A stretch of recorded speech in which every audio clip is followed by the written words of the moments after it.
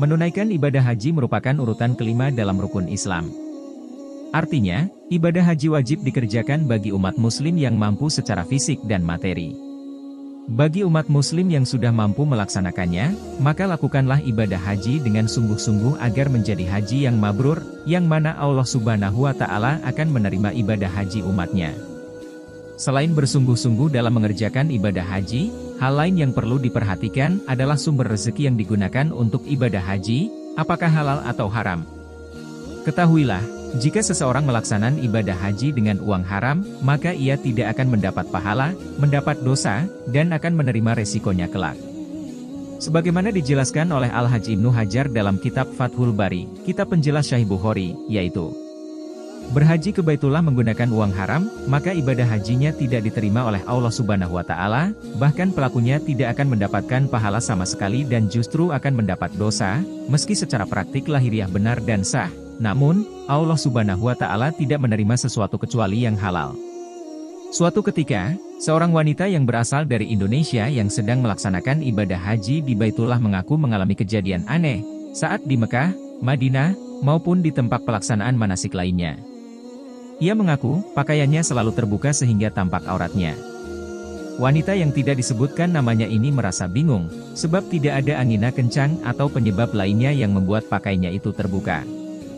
Hal tersebut ia ceritakan kepada pembimbing hajinya. Namun, tetap tidak tahu penyebabnya. Wanita itu kemudian tak henti-henti meminta ampun pada Allah Subhanahu wa Ta'ala atas kesalahan yang tidak ia sadari selama ia melakukan ibadah haji. Sesampainya di Indonesia, wanita tersebut mendapat kabar bahwa keluarganya menjadi tersangka kasus penipuan dan telah diamankan oleh polisi. Rupanya, uang hasil menipu tersebut digunakan keluarganya untuk memberangkatkan wanita tersebut ke Tanah Suci. Hal ini dijelaskan oleh pembimbing haji wanita itu. Seperti yang dijelaskan dalam hadis sebelumnya, Allah tidak akan menerima ibadah haji seseorang yang menggunakan uang haram, sebab Allah Subhanahu wa Ta'ala hanya menerima sesuatu yang baik, sebagaimana sabda Rasulullah Shallallahu Alaihi Wasallam. Sesungguhnya Allah itu baik, Allah tidak menerima kecuali yang baik. Hadis riwayat Muslim nomor 1015. Hadis tersebut kemudian diperkuat kembali dengan sabda Rasulullah Shallallahu Alaihi Wasallam sebagai berikut. Jika seseorang pergi menunaikan ibadah haji dengan biaya dari harta yang halal dan kemudian mengucapkan, labbaik Allahumma labbaik, maka berkata penyeru dari langit, Allah menyambut dan menerima kedatanganmu dan semoga kamu berbahagia. Pembekalanmu halal, pengangkutanmu juga halal, maka hajimu mabrur, tidak dicampuri dosa. Sebaliknya, jika ia pergi dengan harta yang haram dan ia mengucapkan, labbaik, maka penyeru dari langit berseru, tidak diterima kunjunganmu dan engkau tidak berbahagia.